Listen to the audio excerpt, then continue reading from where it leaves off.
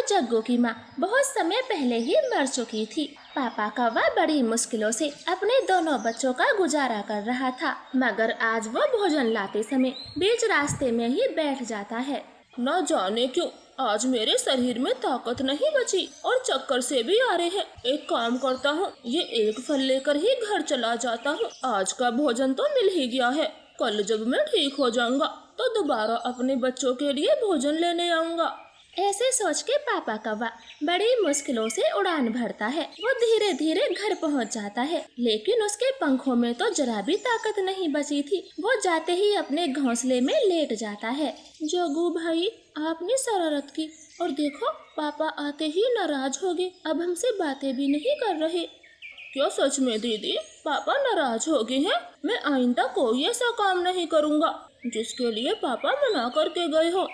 पापा कौवा घोंसले में बेजान पड़ा था, अपने दोनों बच्चों की बातें सुन रहा था। वो उनसे ढेर सारी बातें करना चाहता, मगर उसकी हिम्मत नहीं पड़ती। वो धीरे से दोनों को अपने पास बुलाता है। बेटा मेरे पास आओ। हाँ पापा बोले, आइंदा मैं कोई गलती नहीं करूँगा, आप मुझे डांटे। पापा कौवा दोनों बच्चों से काफी सारी बातें करना चाहता था, मगर उसका मुंह तक नहीं खुलता और वहीं दम तोड़ देता है। देखा भाई, पापा ने अपनी आंखें भी बंद कर ली। वो बहुत नाराज है तुमसे, तुम बुरे हो। पापा प्लीज आंखें खोलो, मैं कोई शैतानी नहीं करूँगा, आप प्लीज आंखें खोलो। जग्गू भैया, अब पापा को परेशान ना करो। पापा थक गए हैं इसलिए सो गए हैं। ये जो फल लाए हैं हम इसे आधा आधा खा लेते हैं और हम भी सो जाते हैं। अगर शोर मचाया तो पापा नाराज हो जाएंगे। ठीक है, तुमने ठीक कहा, अब बिना शोर किए फल खाते हैं। ऐसे दोनों अनजान बच्चे अपने पापा का लाया हुआ फल खाते हैं और उसकी बगल में सो जाते। सुबह होते ही दरवाजे पर दस्तक होती है। जग्गू भाई दरवाजा खोलो, पापा तो अभी भी नहीं उठे हैं, शायद ज्यादा नाराज है। जग्गू भागकर दरवाजा खोलता है तो तोता कबूतर घर के भीतर आ जाते हैं। बच्चों, तुम्हारे पापा अभी तक सोए हुए हैं, हमें तो भोजन लेने दूर जाना था, फिर कालू अभी तक जागा क्यों नहीं? अंकल मिट्ठू, पापा तो कल आते ही सो गए थे और तब से उठे ही नहीं, ना ही हमसे कोई बात की। फिर कबूतर मिट्ठू कालू कौवे के पास आते हैं। वो उसे छूकर देखते तो हैरान हो जाते हैं, क्योंकि कालू की सांसें तो रुकी हुई थी, वो दुनिया से जा चुका था। अंकल, आप दोनों चुप क्यों हैं और तुम्हारी आंखों से आंसू क्यों बह रहे हैं? बताएं, आखिर बात क्या है? कबूतर दोस्त, ये बच्चे अभी बहुत छोटे हैं, हम इन्हें कैसे बताएं? इनका पापा मर गया है। मिट्ठू, बाहर जाके बात करते हैं, बच्चों को सदमा लग जाएगा। ऐसे वो दोनों घर के बाहर आते हैं। उन्हें देख आसपास के पक्षी भी उनके पास बैठ गए थे। वो सब बातें करते हैं। हाँ तो कबूतर, अब बच्चों का क्या होगा? माँ का साया तो पहले ही छिन गया था, पापा था, आज वो भी चल बसा। कौवे के बच्चे अभी बहुत छोटे हैं, अपनी माँ के बिना एक दिन भी नहीं रह सकते, कुछ ना कुछ तो करना पड़ेगा। याद आया, जंगल के बाहर एक चिड़िया रहती है, रानो नाम है उसका, बहुत दयालु है, सबकी मदद करती है, तो वो कभी मना नहीं करेगी, मुझे विश्वास है। चलो तो फिर उस चिड़िया के पास ही चलते हैं, देर क्यों करें? चील ने इतना बोला ही था, तभी कौवे के बच्चे बाहर आ जाते हैं। नहीं अंकल, हम अपने घर को छोड़कर कहीं नहीं जाएंगे, पापा ने घर से बाहर जाने का मना किया है। बेटा, तुम्हारे पापा तुमसे बहुत गुस्सा है, अगर तुम हमारे साथ चलोगे तभी वो तुमसे बातें करेंगे। दोनों बच्चे बहुत नादान थे। वो कबूतर मिट्ठू के साथ चले जाते हैं। वो सामने घर है उस चिड़िया का, चलो चुपके से उसके घर में ही छोड़ आते हैं बच्चों को, वो चिड़िया ही है जो कौवे के बच्चों को पाल सकती है। लेकिन मिट्ठू, अगर वो चिड़िया अपने घर में कौवों के बच्चों को देखेगी तो क्या वो रखेगी बच्चों को अपने साथ? हाँ भाई, मुझे विश्वास है, चिड़िया अच्छी है, अब जल्दी से मौका देखकर बच्चे उसके घर में छोड़ने हैं। ऐसे सलाह करके वो बच्चों को लेकर फिर से उड़ते हैं। चिड़िया के घर में कोई नहीं था। वो दोनों को घोंसले में बिठाकर वहाँ से भाग जाते हैं। बच्चे काफी देर तक बैठे रहते हैं। मुन्नी दीदी, पापा इतने दिन तक तो हमसे कभी नाराज नहीं हुए। भैया, बताया ना अंकल ने, हम पापा से कुछ दिन दूर रहेंगे तो वो मान जाएंगे, इसलिए चुपचाप रहो। ऐसे वो दोनों बातें ही कर रहे थे, तभी रानो चिड़िया अपने बच्चों के साथ आती है तो कौवे के बच्चों को देखकर हैरान रह जाती। अरे बच्चों, आप कौन हो और मेरे घर में क्या कर रहे हो? आंटी, हम कालू कौवे के बच्चे हैं। हमारे पापा कल शाम हमसे नाराज हो गए और आंखें बंद करके घोंसले में सो गए। हाँ आंटी, अंकल कबूतर और मिट्ठू हमें यहाँ छोड़ गए हैं और बता कर गए हैं अगर हम कुछ दिन अपने पापा से दूर रहेंगे तो उनकी नाराजगी दूर हो जाएगी।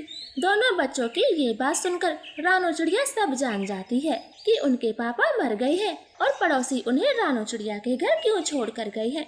बच्चों, आपके पापा मर गए हैं, वो आपसे नाराज नहीं है। आंटी, मर जाना क्या होता है हमें नहीं पता। नादान बच्चों, जब कोई मर जाता है तो वो बहुत दूर चला जाता है, कभी वापस लौट कर नहीं आता। तो क्या हमारे पापा भी कभी नहीं आएंगे? नहीं बच्चों, अब आपके पापा कभी नहीं आएंगे। ये ले, तुम्हें भूख लगी होगी, अब ये भोजन खाएं। आज से मैं ही तुम्हारी मम्मा हूँ। नहीं खाना तुम्हारा भोजन।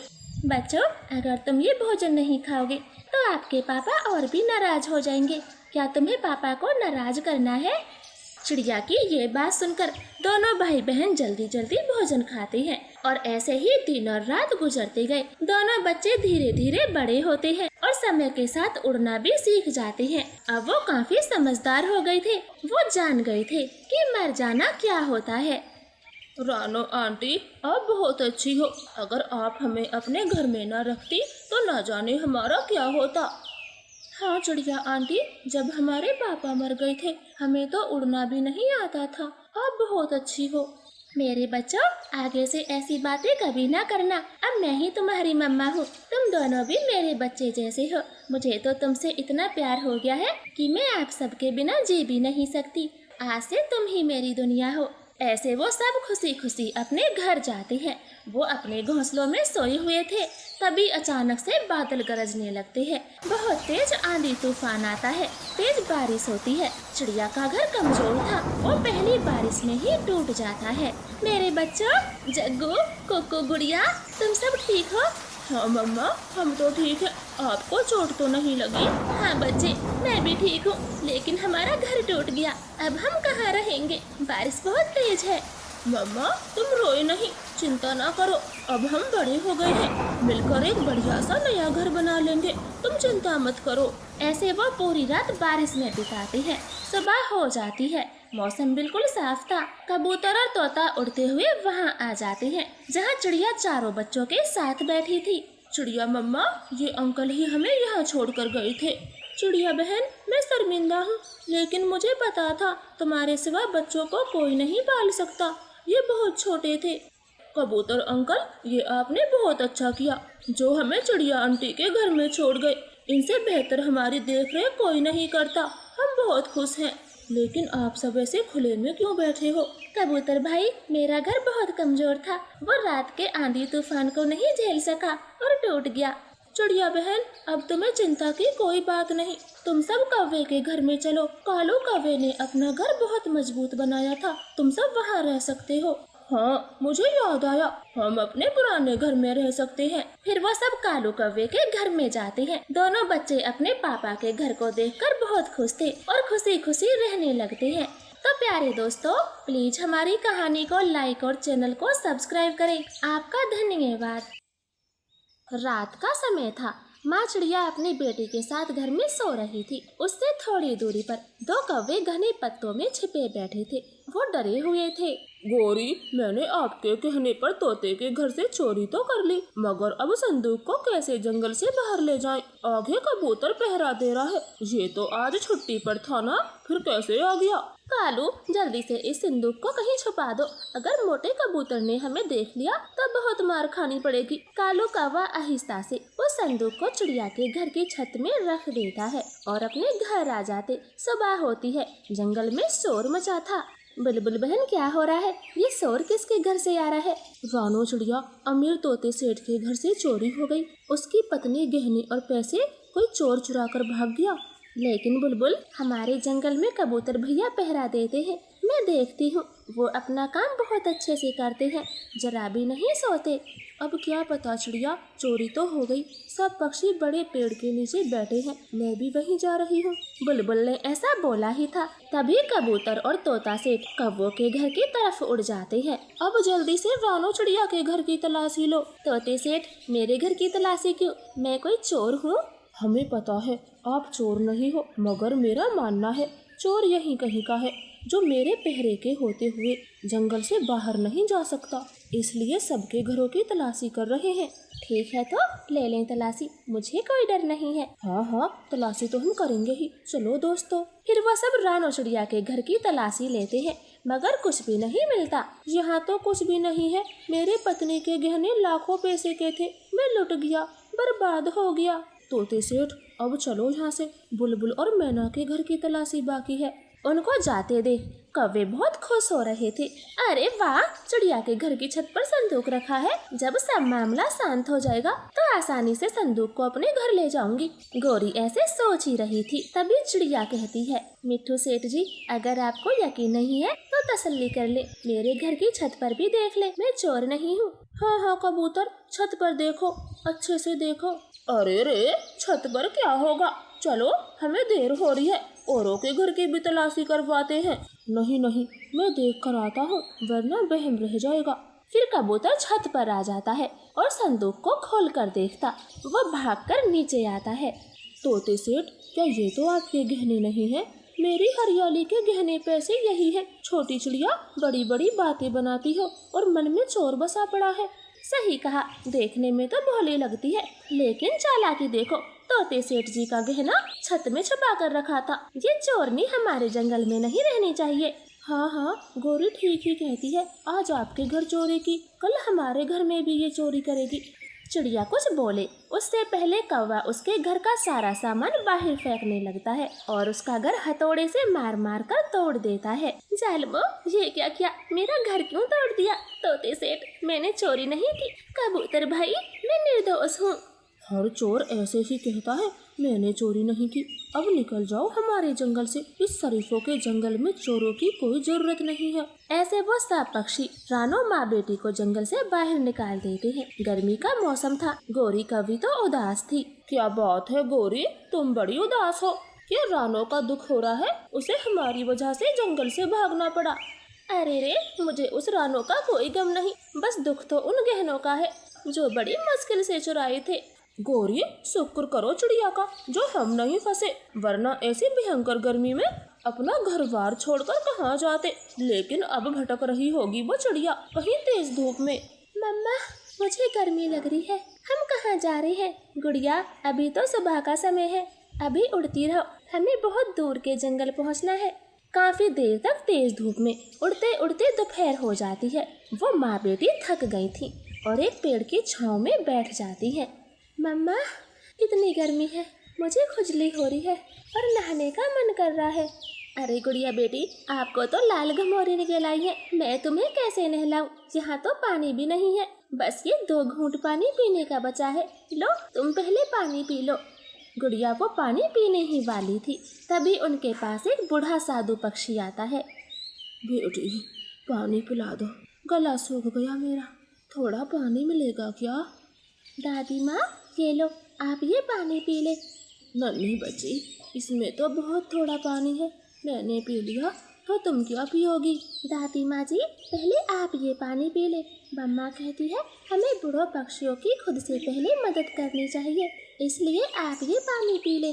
फिर वो बूढ़ी साधु पक्षी बोतल का पानी पी लेती है और गुड़िया को एक बर्फ की सिल्ली निकाल कर देती। लो बेटी, ये बर्फ की सिल्ली है, इससे तुम जो भी मांगोगी ये उसी का आकार लेगी। इतना कहते ही वो बूढ़ी साधु पक्षी वहाँ से चली जाती है। गुड़िया बेटी, थोड़ा सा पानी था, वो भी तुमने साधु माँ जी को पिला दिया, अब मैं तुम्हारे लिए कुछ खाने को लाती हूँ। ऐसे रानो चिड़िया चिलचिलाती धूप में चली जाती है। गुड़िया को तो बहुत गर्मी लग रही थी, उसका शरीर लाल घमौरियों से भर जाता है। हाय, कितनी गर्मी है, जी तो करता है बर्फ के स्विमिंग पूल में नहा लूं, बहुत खुजली हो रही है। गुड़िया के इतना कहते ही वहाँ बर्फ का स्विमिंग पूल बन जाता है। गुड़िया बर्फ के ठंडे ठंडे स्विमिंग पूल में खूब नहाती है। थोड़ी देर बाद मम्मा रानो भी कुछ फल लेकर आ जाती है। बर्फ का स्विमिंग पूल, लेकिन गुड़िया ये कहाँ से आया?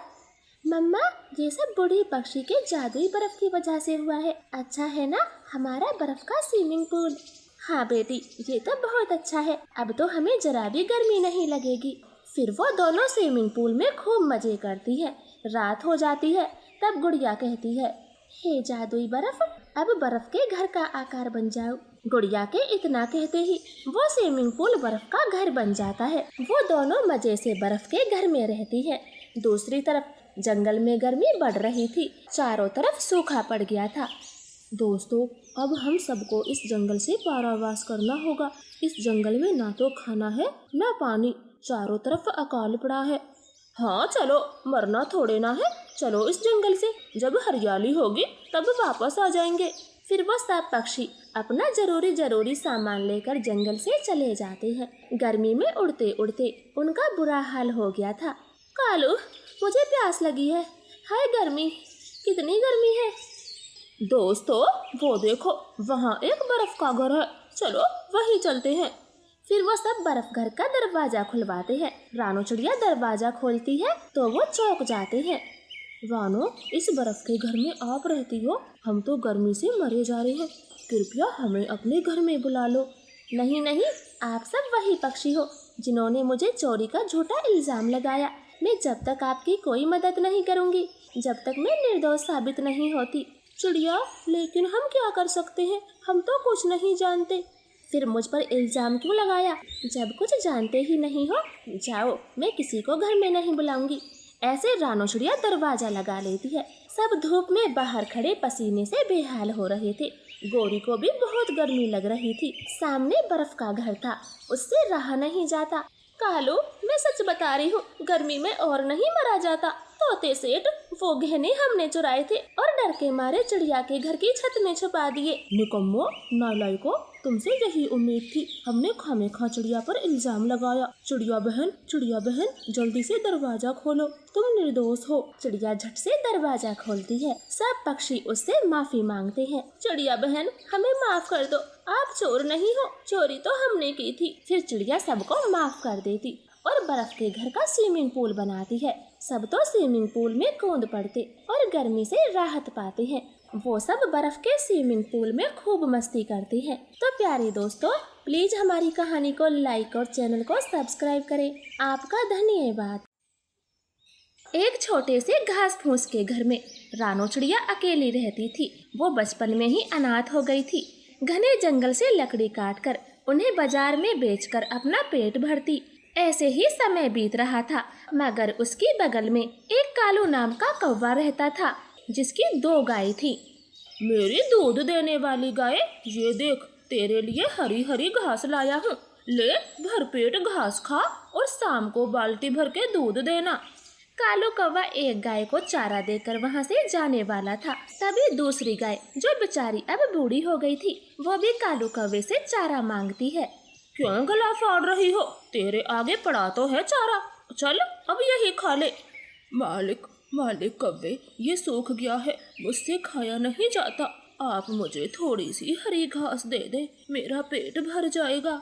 चुपचाप से यही खा ले, तेरे लिए सूखा भूसा ही है। काम की ना धाम की, अगर अब के शोर मचाया तो लाठी से मार लगा दूंगा। ऐसे कालू कौवा वहाँ से चला जाता है। बूढ़ी गाय पूरा दिन भूखी रहती है।